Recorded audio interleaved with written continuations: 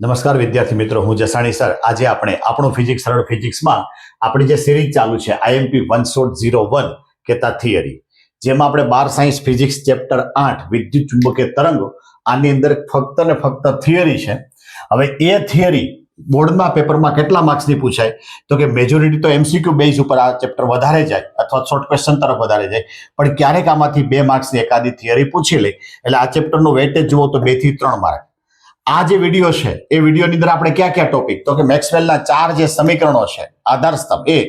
વિદ્યુત ચુંબકીય તરંગોની લાક્ષણિકતા 9 અથવા તો 11 છે, એમાંથી 4 યાદ રહેવી જોઈએ, અને વિદ્યુત ચુંબકીય વર્ણપટ બરોબર છે એની માહિતી આપી છે. જોઈએ પહેલો મેક્સવેલના સમીકરણો, તો કે મેક્સવેલનું આપણે સૂત્ર બતાવ્યું અને આ 4 જે મેઇન સમીકરણો છે ફિઝિક્સના આધાર સ્તંભ કહેવાય એ સમીકરણો આપણે આપેલા છે. તો એકદમ આ ચેપ્ટરની જે કઈ ક્વેશ્ચન છે, આમ જુઓ તો 2 જ ક્વેશ્ચન થાય ને એમના જે